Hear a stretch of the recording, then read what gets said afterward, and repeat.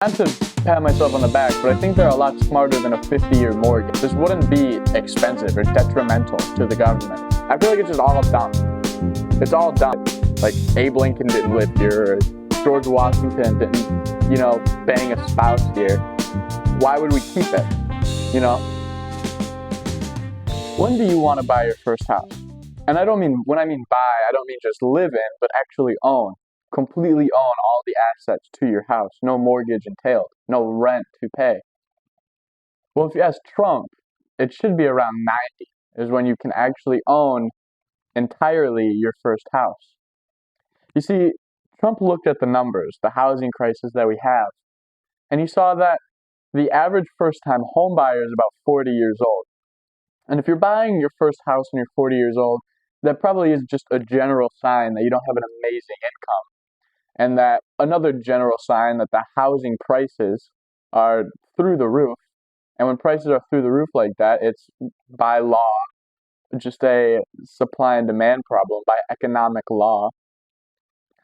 And Trump thought to solve this supply and demand problem that he'd throw a 50-year mortgage out to the public.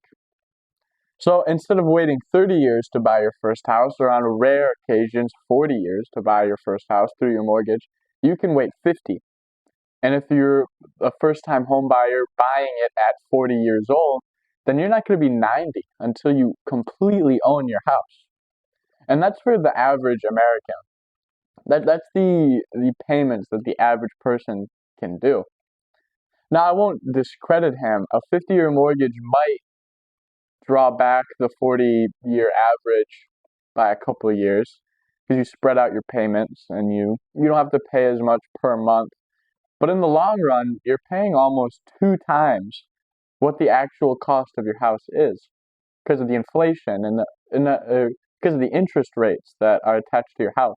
So why is this what Trump thinks is the best solution? And what is the best solution? Well, I'm going to get into that. I'm going to talk about what we can do to solve the housing crisis, which is a supply and demand problem, and what we should expect. To what extent does the housing crisis end? Because I don't believe that the government actually knows when that crisis ends. To start off, it's good to set a boundary, set a line to where you think the first-time homebuyer average rate, is acceptable, to the point where it's not really a crisis. A lot of people think that they want to buy their first house by like 30. That's where their American dream starts, is when they're 30. That's when they can have kids, get married, settle down, whatnot. That's when they're out of their crazy 20s. And I can't think of anything more depressing and more sad than that. I don't believe that we should be waiting until our 30s to actually grow up and to actually settle down into our American dream. I think first-time homebuyers should be between 20 and 25, and I don't think the government should stop until that's the number we're looking at. When you have people who can own their own home, all the assets and whatnot, then you have a country where people get married, where people can settle down into a good job. And when you have finally settled down into that permanent good job, corporate ladder-esque, whatever, you have a lot more time to really grow in that corporate ladder. When you have people who are first-time homebuyers at 40, a lot of times they got to move out of state to really get that first house. It's not all the time that you're born in the state with the best housing prices. So when you have to move around, that means that you don't get to keep the job that you originally had. It'd be pretty hard to work in a different state. It just doesn't make sense. You have to move jobs, which means all of that corporate ladder grinding that you could have done between 20 and 40 is just gone. You don't get it anymore. You don't get that time back. You have to restart. Sure, you might have a good record, a good resume, but that doesn't really mean anything. You still are where you are in the corporate-esque ladder. And when you're just starting out, that's typically the bottom. Now, I don't want the average 40-year-old to be at the bottom of this ladder. I don't want the average 40-year-old to be thinking, or 30-year-old to be thinking about getting married and settling down after a third of their life is already gone. And most importantly, I don't want to own my house and all of its assets when I'm 90 years old, if I even make it that far, which I probably won't, and you probably won't either. So, what are these ideas that we can do to solve the housing crisis? More specifically, what can the government do to solve the housing crisis? What can companies and all that do to build more houses, to supply the demand? Well, the first part is kind of controversial. It's kind of a touchy subject for the government. But considering how much federal land the government owns, they should be required to give up some of it. Some of that should go to houses, but not specifically houses, but I'll get into that. Just for like rough numbers, just 10% of federal land is over 60 million acres. And for comparison, all of the land in the state of Michigan is 38 million acres. So if we gave up, or if the West gave up 10% of their federal land, looking at Nevada, California, Utah, Washington, that side, if they gave up some of their federal land, we could have a lot of working space. Now, considering that this is federal land and the government should have a stake in getting some of its money back, I don't think we should build houses necessarily. Why don't we get that federal land? We have that federal land. No longer will it be federal land. And we build hardware stores. And we build Walmarts and Myers and restaurants and a little town. So then when a construction company is looking for real places to build lots of houses, they're going to find these little towns where there are no houses, but there's a lot of infrastructure already built. There's a little town that needs residential area. That's where the construction companies come in, and they build all the houses. When you build these little cities, the tax income pays for what the government would have used that 10% federal land for. Maybe not fully, but that's also the government's job, is to waste their money on us, to spend their money on us. So maybe they don't get that 110%, return rate, but who cares? So if we built these little towns, these little cities almost, and the construction companies came and built all of the houses, that would mean that so many more people, especially in the western side of the country where a lot of homeless people reside, would have somewhere to live. The housing prices would go down in that whole area amongst all of those states. And not only that, but our economy would grow. The price of everything would go down slightly when you have more businesses running in America, when you have a higher GDP, which is how that works. The more your economy moves, the less it costs to move. So with all of these factors, it is completely reasonable to say that 10% of federal land should be dedicated towards infrastructure, building manufacturing plants and building factories and Walmarts and hardware stores and restaurants and all of these things. Why will that never be done? Well, because the government will never give up its federal land unless really pressured to do so. And until it's really pressured to do so, it just won't. So that's the problem that we're in now. How do we pressure the government in a way to have it give up all this federal land? And I don't know how to do that. But if that's something that all of us can have in mind, eventually this talking point will grow. People will talk about this idea more, and it'll explode into something bigger one day. As of right now, there's nothing we can really do with this idea rather than just have this idea. But that's not the only thing that we can do for the housing market. In fact, there's things that we can do right now that would help the housing market really well. And to start off, I want to give some credits to Donald Trump. I'm not a hater of the president.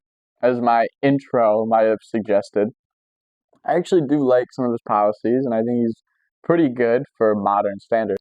So, with that credit, I think that deporting illegal immigrants is a great start, considering that, according to the government, about 5 million houses are required to be built or be renovated to fix the housing crisis, and about 1.5 to 4 million illegal immigrants live in a house that they own, are home owners. So if you get rid of 1.5 to 4 million illegal immigrants, their houses are still there. They need to be bought, and that can be bought by us, American citizens who actually need a place to live, right? Or immigrants who are immigrating legally. They can be a representation of what an immigrant can be in America, that American dream. Either way, illegal immigrants do not need to own a house. They shouldn't own one. They can't buy one. There should be huge, laws against that. There isn't, but there should be. And all of the people who already own these houses, these illegal immigrants, need to be sent back to their own country. These houses need to be emptied for us to live in. So with that would already put a huge, break in the housing crisis.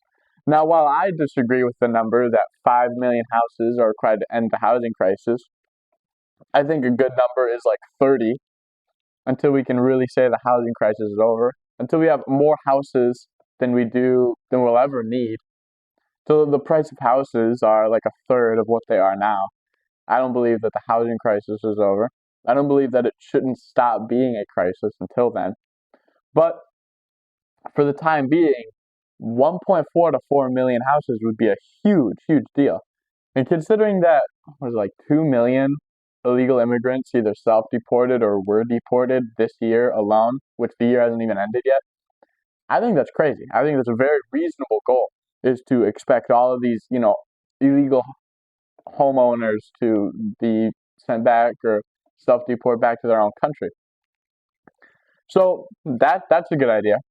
Let's just start. It doesn't solve the problem. It doesn't even get a third of the way there, but it starts. Another thing that we can do right now is we can abolish the minimum lot size laws. So what is a minimum lot size law, and why does it matter? Why is it there? That's a whole talking point right there. But to sum it up, minimum lot size means that, for the sake of the argument, an acre is the minimum lot size. So if an acre is a minimum lot size, that means that in this city, in this state, in this whatever, the most amount of houses that can be built on an acre is one. If the minimum lot size is 2 acres, then that means that that one house can be built on 2 acres, and so on and so forth. Why do we have minimum lot size laws to begin with? I think it's a really dumb argument, but the argument is that if you live in this big bougie house and then all of these little houses all piled next to each other start moving in, then your property value is going to go down. And I'm not going to go into property value or how that works, but just know it does go down. It would go down. And I kind of disagree with that premise, especially if the government has a standard of how to build houses. I think the government should enforce construction companies to build beautiful houses. I think this idea of modernism and the square buildings with all the glass and just these ugly houses, that's not modernism. That's just an excuse for laziness. I think we all know that. I don't think that's like a controversial thing to say. But like when you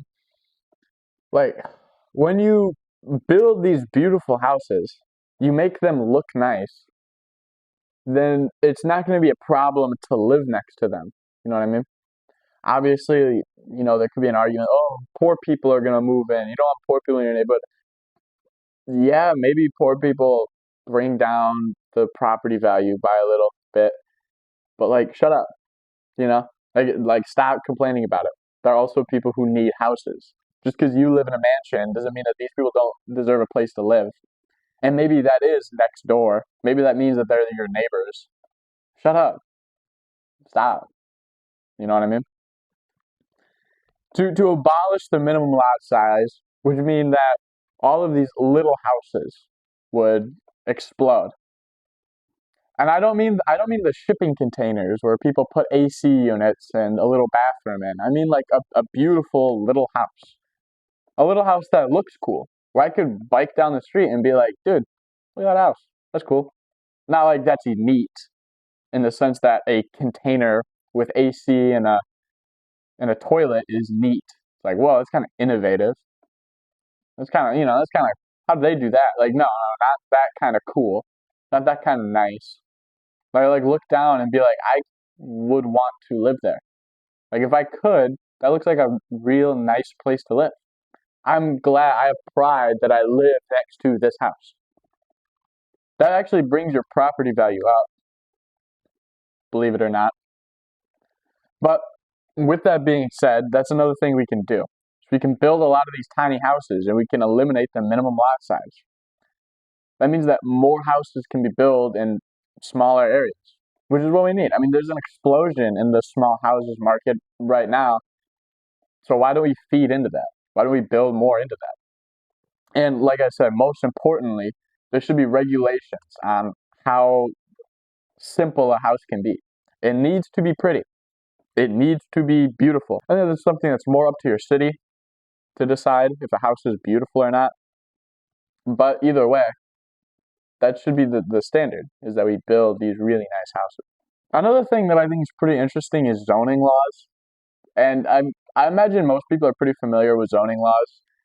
And I don't think most people are familiar with how extreme they kind of go.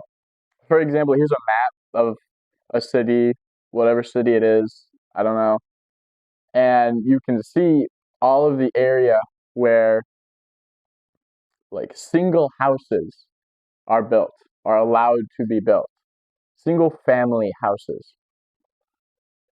Now, if you're just listening and you're not watching, I'll kind of explain what's going on. Pretty much the whole city is single family houses. You can't build apartments or duplexes or anything in this area. And a lot of the rest of it is dedicated for, manufacturing plants and factories and business. Because no one wants to live next to a factory. And that's where the genius of zoning laws comes in, is this area is dedicated for infrastructure and this area is dedicated for houses. And I get that. That makes sense. But I also get the idea of single family areas. The idea is that if you have a nice house, somewhere, wherever that may be, in a single family house zoning area, and one day your next door neighbor builds a skyscraper, apartment building, apartment complex, that would probably bring the property value down, considering that when we build giant skyscrapers or hotels or motels or whatever, they're really ugly. Like, they're hideous to look at. But like, for example, like motels, that's what they're known for, is being like dirty, ugly places to be. So we should like loosen up on these laws. I'm not saying eliminate them or abolish them, but totally rethink them. Especially consider that a lot of them were made with racist sentiments a long time ago, and the books just haven't been changed yet. They should be rewritten. They should be rethought, relooked at, re-examined. And another thing is, this kind of goes back to that original point of like maybe a apartment complex would bring the housing costs or the housing prices down, or the property values down. But now when I look out my window and there's an apartment complex that's beautiful, it's like, wow, I have pride that I live next to that. That's a piece of architecture, something that the modern era can be proud of. See, we don't have that anymore. We just have these white and black boxes that we throw around, and we call it modern. If we got rid of these zoning laws, though, and we had cities enforce, or a state or whatever level of government we'd want to enforce these, really nice houses, these nice duplexes and apartment complexes and whatnot. We could build a lot of houses in these zoning areas. Now, I don't believe that you should eliminate all first or single family housing zone areas. I think that's a little extreme. On the other hand, I can't find an argument to not do that. I just feel like it's such a big push that we should chip away at it slowly as conservatives. I think conservatives this is kind of off topic, but I feel like conservatives are really extreme to a liberal mind or a modern mind. For example, a lot of conservatives want to get rid of abortion, right? And instead of taking the small wins that they can, it's just get abortion completely banned.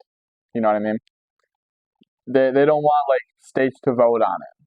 They don't want exceptions. They don't want this or that, and they won't take those little steps forward. That's a totally different rant. To put it into this perspective, though, I feel like a lot of people want to get rid of the single family house zone laws, but they want to do that tomorrow. You know what I mean? And it's not going to happen tomorrow. You're not even going to get 20% of it in the next week to be completely rewritten. And even when you do, you still have to build these duplexes and these apartment complexes and whatnot. You still need to build all that. Same with the lot size. You still need to build those small houses. And obviously, there's companies that do that. And if we did get rid of stuff like lot size, those companies would explode. I mean, the stocks would go crazy. But it's something we need to chip away at slowly. You know what I mean? Take the small wins that we can. So if we got rid of these zoning laws, we got rid of the minimum lot size, we replace illegal immigrants with citizens in homeownership, we would have a lot of houses to be built. I mean, the housing crisis would be completely eliminated, I feel like. I mean, with constant construction going on, you could see 30 million houses built in 30 years, maybe. I think 30 years is a good, fair goal, considering that a lot of those houses would be small houses or apartment complexes or stuff like that. I feel like 30 years is a good goal. But that's not even all we can do. There's actually a much bigger thing we can do. And before I get into that huge thing we can do, I want to talk about a really niche thing. And this isn't even really to help the housing crisis. I don't even think you'd get 100,000 houses out of this. This is more of just a pickiness thing. Historical buildings, historical houses. Historical houses are registered to the government, saying that these are old houses or someone famous lived here a long time ago, which isn't the case most of the time. Most of the time, they're just old houses. And because they're historical, they can't be torn down. You can't replace them with anything because that would be getting rid of our history. And while I agree with the sentiment, I feel like historical houses need to renew their status every couple of years.